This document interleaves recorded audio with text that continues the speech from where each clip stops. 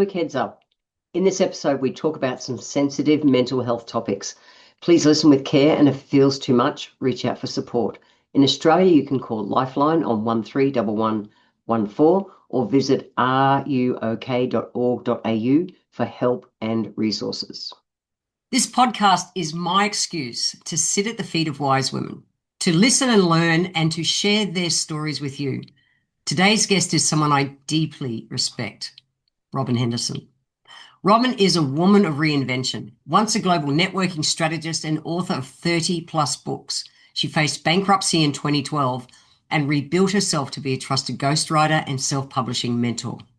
Today, in her semi-retired chapter, she's studying screenwriting, working on both a feature film and streaming series, working with offenders while also giving back through the Disabled Surfers Mid-North Coast branch and other community groups. What I love about this woman is that Robyn is a woman who inspired me to write my first book and inspired me to be a professional speaker. Robyn Henderson. Oh, Jennifer Jefferies, that was a long time ago. We worked out it was in the mid-90s. And, It was. the funny thing is that the conversation I had with you in Townsville back in when you had your beautiful shop and your naturopath practice, I'd had that conversation with hundreds of people over the 30 years I was a speaker, and maybe 10% ever actually acted on it. So I was always very proud of you. Oh, my goodness. Oh, Jennifer's done it. Oh, she's... And then when you started to speak internationally, it was like, oh, very exciting. Yeah, so Well, I'm very proud of you. Yeah. thank you. You've been an amazing mentor to me for a long time. And thank you for agreeing to be on the pod today. So Yeah. I want to jump right in at the squirmy moment. I want to jump right into the heart of where your current story's evolved to. So when you first realized in 2012 that you had to file bankruptcy, what Well, it was right probably just the results lag the cause. So I'll okay. explain how I got into that Yeah. Go for situation. it. I was executive officer of an association at the time, as well as juggling a speaking business, Yep. and that required quite a considerable cut in salary. But I was happy to do that because I believed in it, and I should have left after 3 months, and I stayed 2.5 years.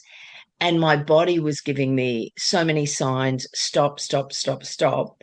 And I was ignoring them, as you do. And I'd been there just over 2 years, and I slipped and fell one morning in the bathroom when I was getting up to do my, 14-hour days. And I smashed my elbow, tore the ligaments off the bone, cracked the bone, dislocated the elbow, and required major surgery. And I didn't have a health fund. And that the bills total operation and then physio for a year to get the use of my arm back was around 25,000, 30,000, and I didn't have it, and I didn't have the savings, and I didn't have the coverage, so I used a lot of credit card to get through. Plus, I had a mortgage, so that's what led to, and if I wound it back, I could probably have done that in gone for bankruptcy, which I filed it myself. I wasn't bankrupted. Uh, I nominated for personal bankruptcy, and I could have done it a year before, to be honest. I just kept thinking I could trade out. But, when you've just got interest and interest and interest, uh, anyone listening that's got credit card debt, yeah, you can't do it. Ultimately, it's very, very difficult to trade out. So November 2012, and at the time I was a speaker, and I'm sure you find it too, although your systems would be much better than mine were back then. I'd do a presentation and the client wouldn't necessarily pay straight away. So you had that lag It was three between months before doing the they'd pay job you. and Oh, I've yeah, had the same system. It's it tough as a speaker. scary, Cash scary, flow. scary. So I was waiting, and I had a couple of clients, oh, I had one big client go belly up, and that didn't help. So anyway, I filed, and that was November 2012, and it was for an amount of $75,000, and I just didn't have it. And predominantly, well, 70,000 of it was two credit cards, yeah, 35 each. And I remember it was when they brought in, if you pay the minimum, it will take you so much to pay it off. And it was going to take me like 124 years to pay it off, just paying the minimum. Yeah. So at the time, I had my father had died in 99, and Mm. he left a property, a holiday home that we had at Lake Macquarie. And he left my brother, well, four siblings, and we had a quarter share. But he gave my older brother life tenancy. We did wonder why he did that. But anyway, that's what he did. So it meant that when I was bankrupted, I was perceived as owning property. So rather than go down the, oh, you're bankrupted, it'll be gone in 3 years, I went down the, oh, you've got property. Even though for the 22 years that my brother um, lived in in the house, I received no income. We couldn't even access it. But anyway, that's another whole saga. So I went down the left lane, which meant that I had a trustee who just badgered my sister, who was executor of the will, that they could change the will, and you can't change wills. You know, that's the law of it. The law says he's got life tenancy. So the really difficult part is when it first happens, and if anyone's watching and knows anyone that's been through bankruptcy, it is such a challenging time because I believe in Australia we equate success with money Yeah. and assets, Yep. and at the time that was definitely what I did. So I sold my house and paid the mortgage out. That was my priority before I was bankrupted, and it was November, and then I had my really rock bottom was when I it was the first week in December, and I had a call from a long time friend that I'd sort of just you lose contact with, and she said that a mutual friend of ours had been diagnosed with cancer, and she was flying to Ballina. I was living at Tweed Heads at the time. She was flying to Ballina. She had relatives up there, and they didn't think she'd live a week. So I thought, oh my God, I've got to go down and see her. Now, how bankruptcy works, you never get credit again in any way, shape, or form. So everything you pay with thankfully, it was a debit card, Mhm. and you can't own. Well, you can have a car that can't be worth more than $10,000. You can only be left with $1,000, and if you ever want to go overseas, you've got to ask the you've got to ask the trustee, give them 2 weeks notice, and they'll let you know if you can or if you can't. I just didn't bother because it was just too Mm. difficult. So I didn't accept anything overseas in speaking. I just, no, not available. So I had $1,000 rent was due, and my car needed registration, and I was registered in New South Wales, so I had pink slip and rego, and I paid the pink slip, but I had to choose, will I drive down and see my friend in Ballina and put petrol in the car, or will I pay my pink slip and do the second insurance? And I chose to go and see my friend. So I had it was only out a day. It was a day. And I knew that I'd be okay next week because one of those speaking clients was surely going to pay their bill, and then I'd be okay. So I was driving down, and it was a place called Sleepy Hollow, which is south of Coolangatta. And the police stopped me, and I thought, oh my God, I don't speed. So I thought it can't be speeding. And I didn't for a minute think of the rego. And he just came up and he said, you're driving an unregistered car. Do you realize what a liability that is? Da, da, da. And I said, oh, look, I've got it here. He said, it's Saturday. Why haven't you paid it? And I just couldn't say, I just don't have the money. My friend's dying. I want to see my friend before she died. Like, it was all too much. Where are you going? Da, da, da. So he gave me, I laugh, it wasn't remotely funny. It was devastating. He gave me a fine for $495. Mm. And he said, to turn back, you've got to go straight home. I don't care what you thought you were going to Ballina for, bad luck your friend, turn around and go 10 k's down. You'll be able to do a U-turn, come back, drive home. Do not stop anywhere. Park your car at your home and do not go anywhere before you have registered it. If you do that on Monday, and I had a speaking thing in Ipswich, would you believe, on the Wednesday. So I thought, wow, I've got to register it. How am I going to do this? Yeah.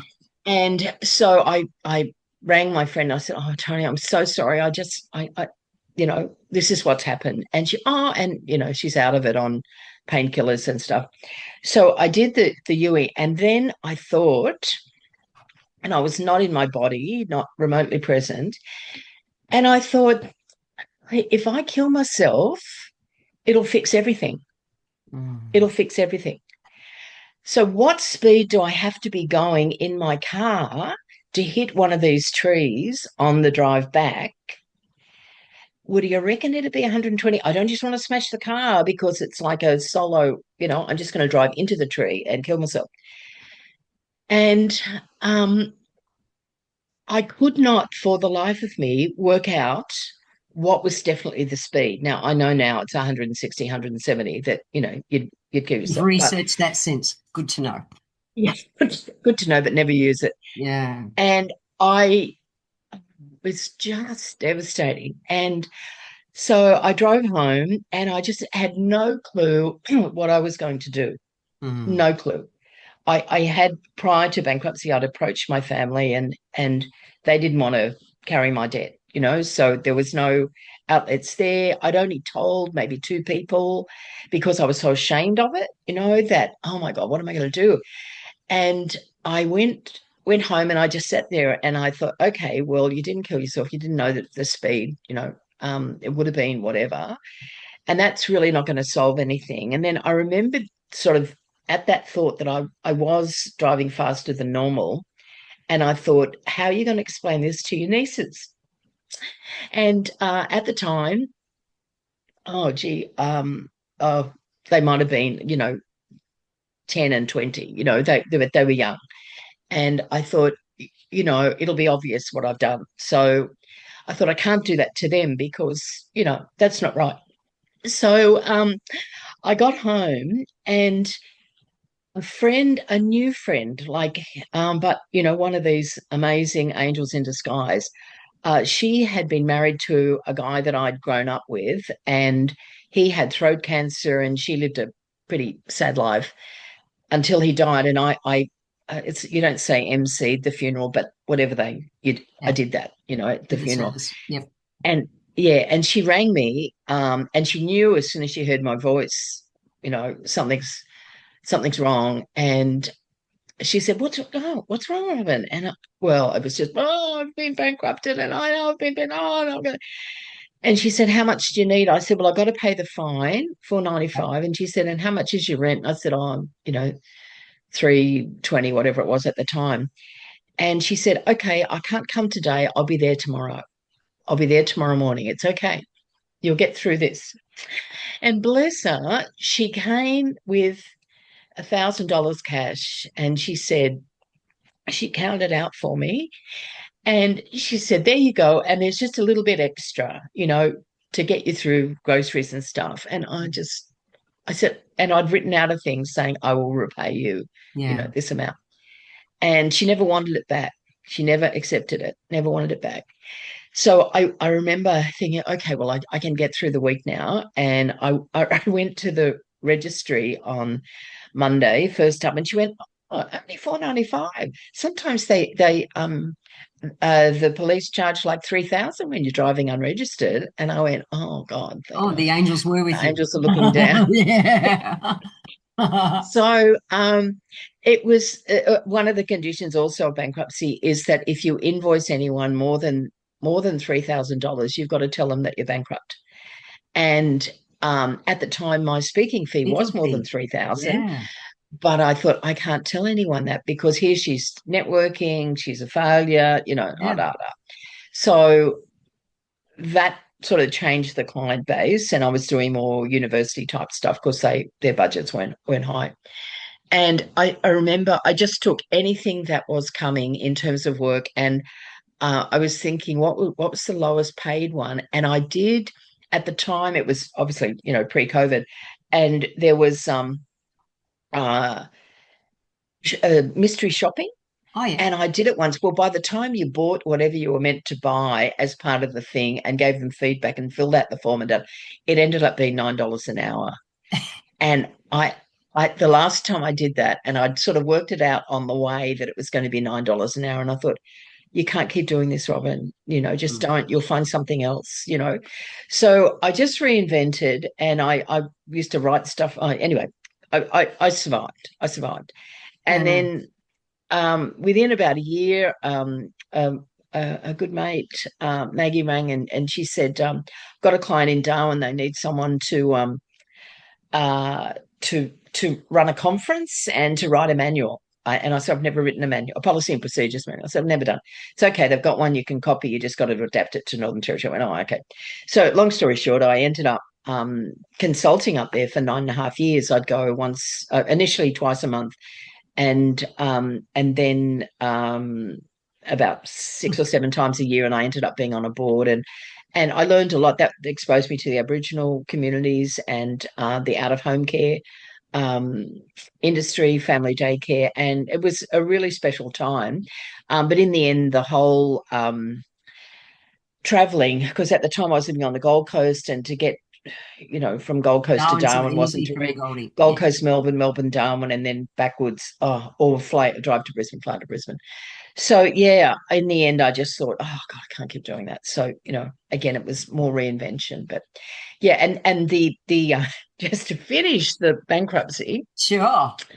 the long tail of bankruptcy is that when you have even a quarter share in a property that you're generating no income from for 20 years, that the they have the right to put a claim in on your Your percentage. whatever you're getting. So my brother died. We managed to, repair the damage he'd done to the house. We sold the property. And in 2 years ago, I received, when the and everything was done, I said to the lawyer, I said, well, I have been bankrupted. And the trustee told me that he's got a caveat on the house. So if you sort of contact him, I don't want. I feel sick if I even see his name, let alone Yeah. um Have to the interact. envelope. Because we used to get hard copy stuff. And she came back and she said, no, there's no caveat. No, no caveat on it. The only caveat was that was your older brother put on it. He didn't want you to sell, or the family to sell it out from under him.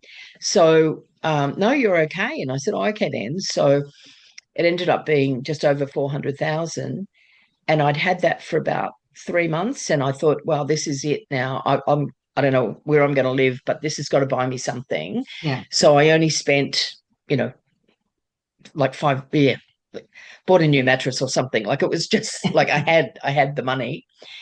And then I get this awful phone call from this solicitor working on behalf of the trustee, who said, you have to give us back that money. That money is not yours. And I said, yes, it is. And so, long story short, another one, um, I found a bankruptcy lawyer and got to the point with them that they were, I just couldn't speak to the man. He was just so awful and so aggressive. And I said, can you just liaise with me? So the bill got up to $5,000, which, I was paying, with lawyers, you prepay. Yeah. And it was really a stretch at the time. And I said, look, they keep saying I owe money. I said, will you ask them what the amount is? Because if it's 50,000 or something, let's just pay it and I'm done with it. I just want this to be over. Yeah. And so they asked the question, well, what amount are you talking about for Robyn to settle this? the debt was 75,000, and they said, well, it's potentially 295,000. And I really lost it. I Yeah. really lost it then. And I just thought, this can't be right. How can that be? Like, so I said to, because it's, I'd looked into credit cards. They don't charge, whatever the debt Yeah. is when Yeah. you bankrupted, they don't charge debt. So anyway, I said to the lawyer, look, I can't keep paying you. I don't have the money. Like, and if I've got to put this money back to him, I can't spend this. Yeah. And they made me sign a thing that I wouldn't spend that chunk of money. And the dodgy guy was concerned that I'd bought property with it, and then that would be harder for them to get it back. But anyway, it was just sitting there. So I said, well, I'm going to contact the two credit card. And they said, oh, we can do that for you. I said, no, I can't keep I paying keep you. paying you. Yeah. I just so I contacted both of them. I won't say which banks, but one ended up being great. And after a couple of months of tick-tacking, I remember the guy ringing me, and he said, I'm supposed to send a proof of debt in today that you owe us $35,000. And he said, tell me why I shouldn't do that. And I told him, and I said, at the time, I said, I'm a 71-year-old woman, and this was my father's inheritance. He died in 99, bit of a snapshot of a dysfunctional family. And bless him, he said, I don't think it would be in our interest to take that money. Mm. So I'm not going to put that form in. And I was so grateful to him, bless him. And I thought, okay, well, this is good news. So I contacted the other one, and they had a different, you couldn't get through to the bankruptcy section. They had like a closed door, so you could speak to the finance department. And last December, I did have a woman ring me and leave a voice message that said, you owe us nothing. Your debt is clear. We wish you well. That's it. But when it came time for them to put the amount in, the whatever they call it, it's the Bankruptcy people. she owes us this. Yeah. They put in that I owed 35,000.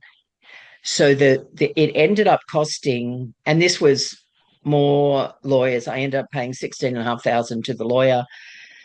I ended up paying $38,000 worth of fees on a $35,000 debt. Go figure that one. Mm-hmm. And it ended up being sort of 100,000. Like when they put this, it was just a disaster. But all of that, on the bright side, Now you're on the other side of it. Yeah. I'm on the other side of that. But it was such a difficult time, and Mm. I kept thinking, this too will pass. Yeah. I think, Jen, that's the only thing that gets you through, is just thinking, I'll get through this, because I knew I'd gone beyond suicide. It was not going to be that. Yeah. So if I was going to live, I had to choose really wisely. And I was looking around for like an over 55 thing, Yep. which are, little cubby holes, but that's fine. And I looked up in Harvey Bay, and I looked down in Woolgoolga, and thankfully I chose Woolgoolga, and I managed to buy a tiny little place down here in an over 55 community, and I love it. And I've sort of reinvented myself, and really just sort of slotted into a wonderful community. Mm. And just, you still pay fees to live here, but it's 200 a week. It's nothing like the rent I was paying on the Gold Coast. And it is what you make it. I realized that I could just shut the door and not go out, And like in retirement villages, some people choose to do that. Yeah. But my thought was, okay, well, I'll have a full moon meditation group, and I'll start a book club. You have. And You've now I've started started a whole Mondays at the community. movies. And I just only needed one person to say they like something, and I'd go, okay, great, I'll do that, because I am an organizer like you, and we know how to put things together. So yeah, it's been quite life changing actually, and it's close to the beach, so I can go for a walk as often as I like. And I've met some really lovely people, and I think and reconnected with you in the last Yeah, few that's months, which is great. great. Yeah. So, yeah, I think we get through these things, but we just have to, oh, I mean, bankruptcy, the laws need to change. I mean, it's just you're treated the same for 75,000 as 75 million. It's just wrong on so many levels. But one day I'll Right write to the about Attorney General and let him know that my suggestions for it. how it can be improved. If you think of one kind of brutal truth that you had to learn out of that bankruptcy, what's the Oh, brutal well, truth that's yeah. I think really it's got to be before that. I fell for, like many Australians or many people, things make you happy. mm, And I think my life is so simple now, and I still have some lovely things, but nowhere near the quantity. And I think I was trying to fill a void in me by stuff, yeah, and you know, yeah, and you'll never fill that void. There's not enough stuff. So um, yeah, and if I was to buy a house, I would have bought a different house than the one I ended up buying. I would have bought one I could really afford rather than one that stretched me. yeah. That was back pre-bankruptcy. Yeah. So yeah, the brutal truth. Yeah, things can't make you happy. Only you can do that. And the more you simplify your life, the better your life is. Mm. What do you think, or what helped you find two kind of parts to it? What helped you find the courage to see the value in not hitting a tree to be there for your nieces? Because that's Yeah, it's almost yeah, more courage to not hit the tree yeah, or not. yeah. It's I've not it's been in that situation, but I'm just curious on that. That's a yeah. big turning I point. I think it's scary. Yeah, I mean, And when you it's when you sadly think that too someone does common. take their life, they're Yeah. brave, they're courageous to Yeah. do it, because it's one way. Um and yeah, I do think my nieces and really just thinking it's like, is this what you were put on earth for? I think that sort of flashed too. Is this like you've done a lot of things in your life and that's great, but you're not meant to end up like this. That's not, when you do die, let's just let it be natural causes. Die in Mm. your sleep or something. Don't, not this, not this. Okay. Yeah. So I think you just get that flash of insight. And I was not in my body. I was in my head, with all this crazy thoughts happening. And yeah, crying hysterically and all of that.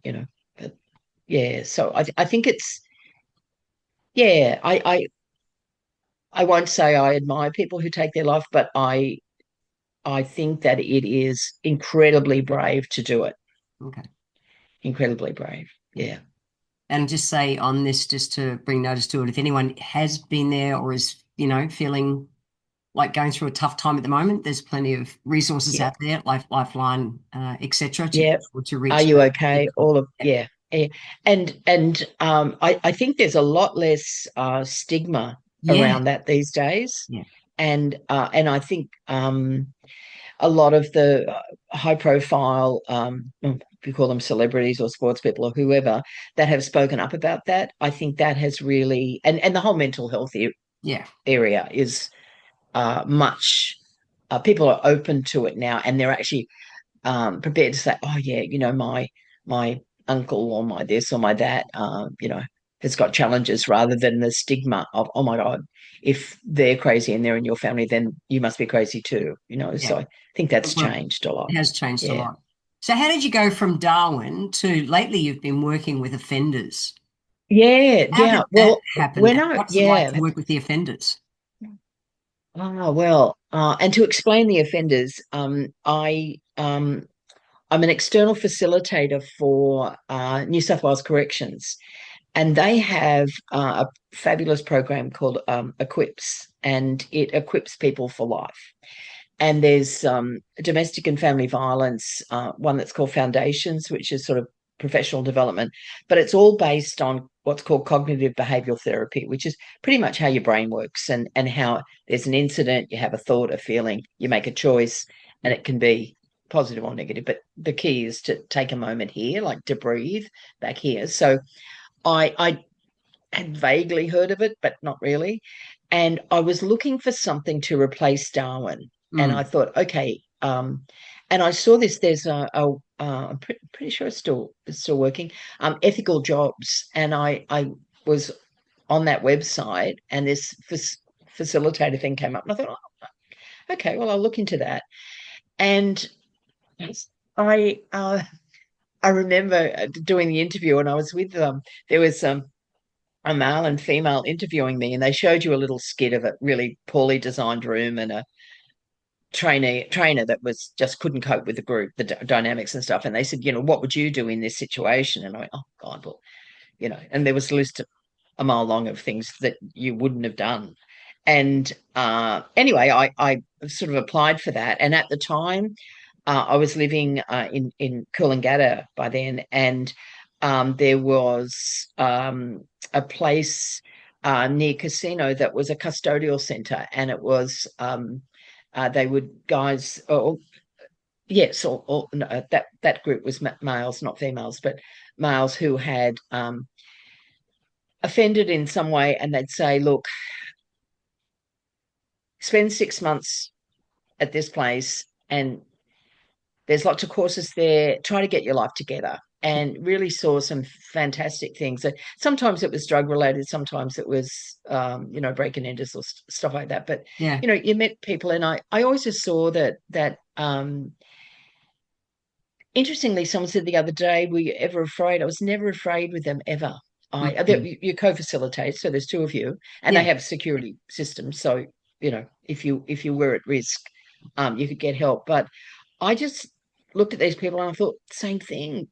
This isn't what you weren't born to do. Like, do something Mm. with your life. There's something more than this. So, I did them face to face. It was like 1 day a week for 10 weeks, and there Hmm. was an addictions program as well, and that was also getting you to realize why you were addicted to whatever, Yeah. drugs or alcohol or gambling, whatever the situation was. And I really enjoyed the program. I still enjoy the program, and I believe in it.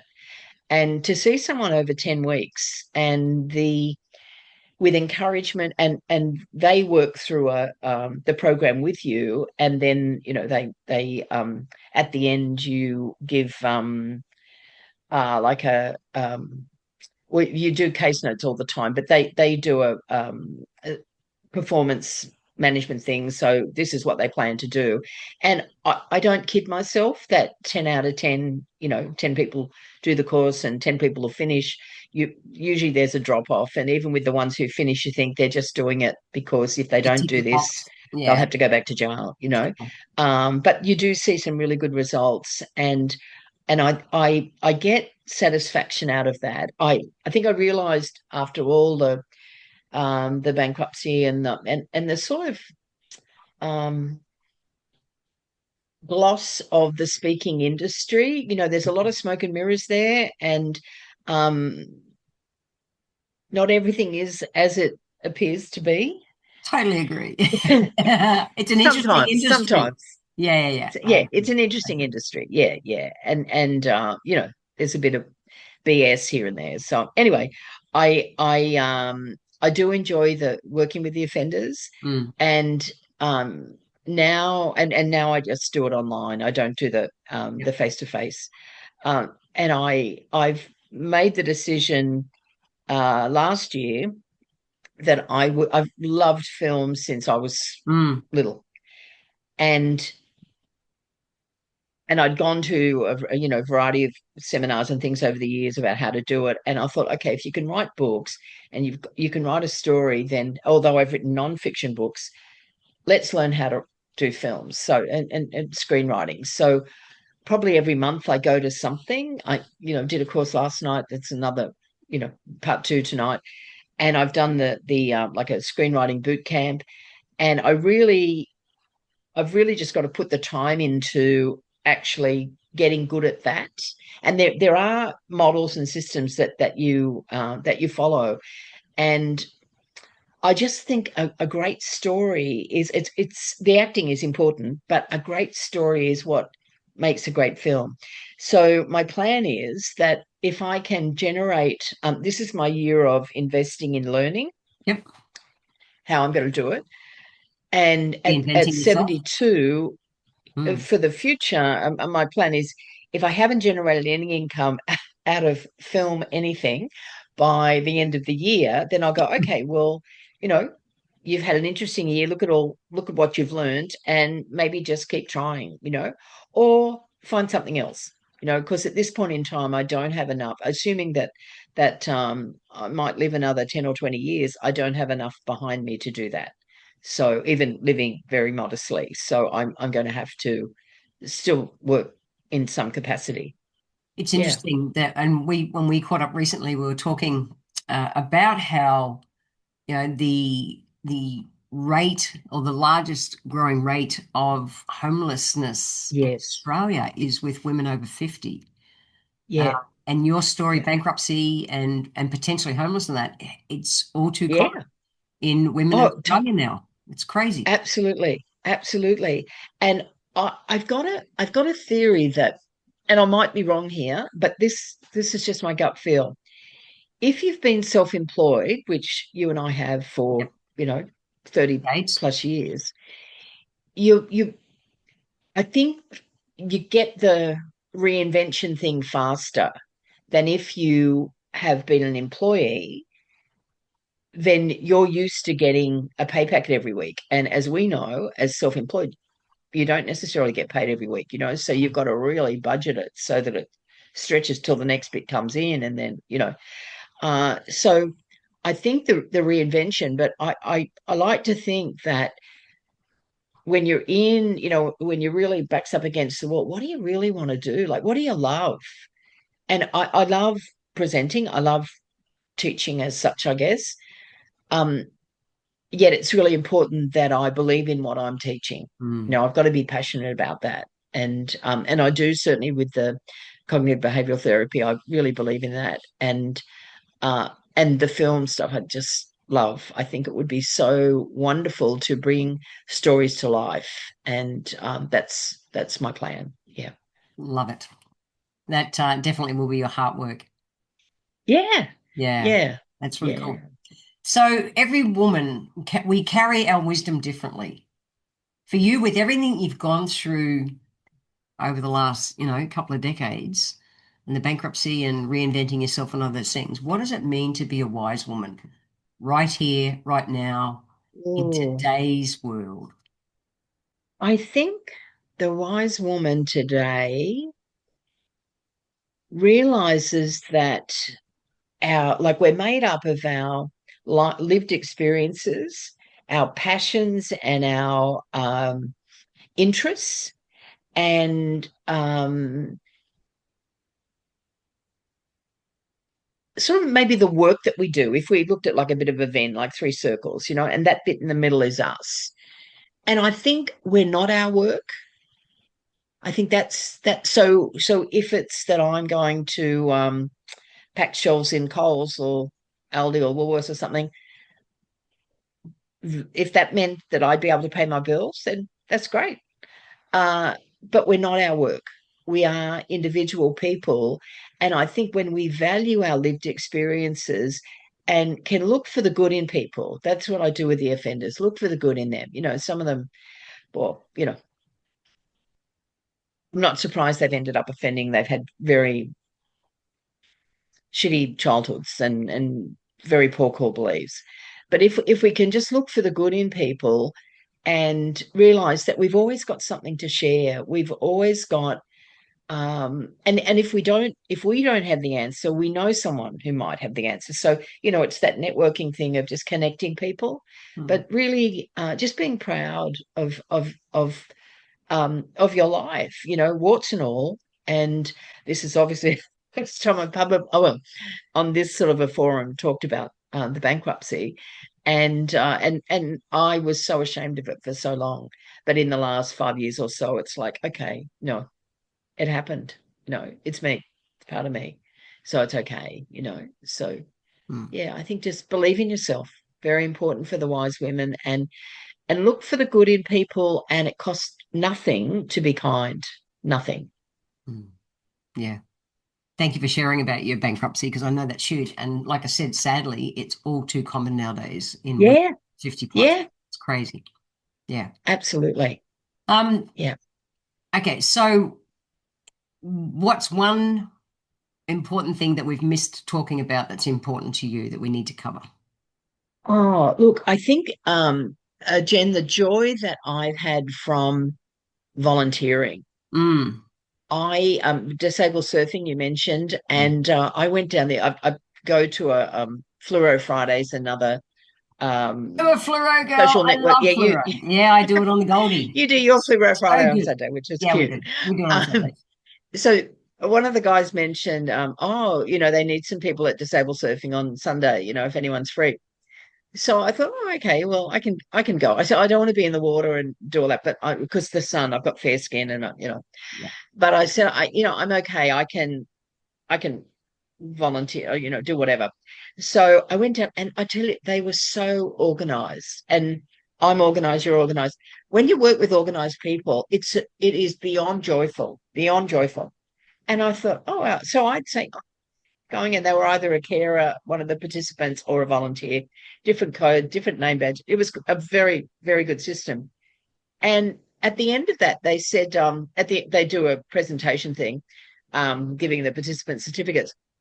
And they said, oh, we have an AGM coming up and we're looking for board members. And I went, oh, okay. And I went up to the guy that I knew, and I said, oh, Brett, I'm pretty good on boards. I chaired the board in Darwin, and I was good at it. And I said, and he said, oh, okay, well, I think he looked at me like, oh God, here she goes. Like, because he didn't at that point know me. Mm. And so yeah, long story short, it has given me great joy. And then when it came AGM and I nominated, um, they said, what sort of job? And I said, oh, look, I don't think I should take a job. I think I should just be like, get to know you all first, like how it works, rather than just thinking, oh, well, she's going to be chair, like I know nothing. So they gave me social media. So I taught myself, of all people, me.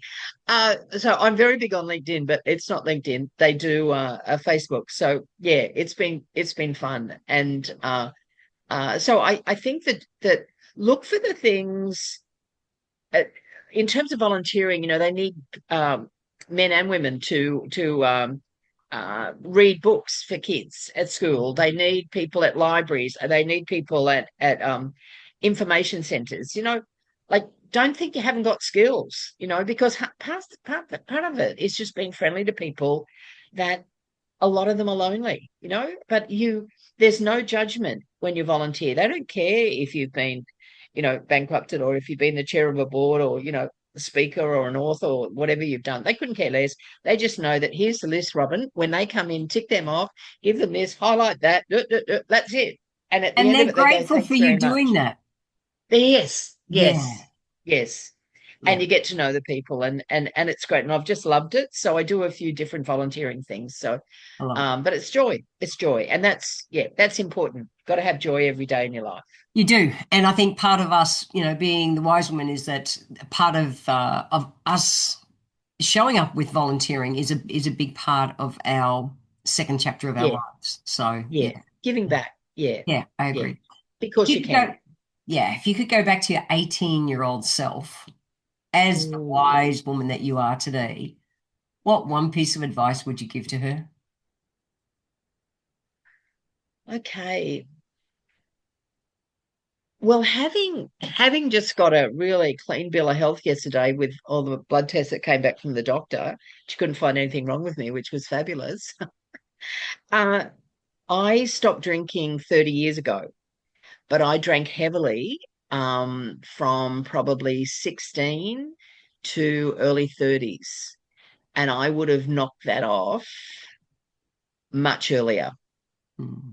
I think, yeah, it's part of that rite of passage, if Yeah. if we must have that as a teens and early 20s.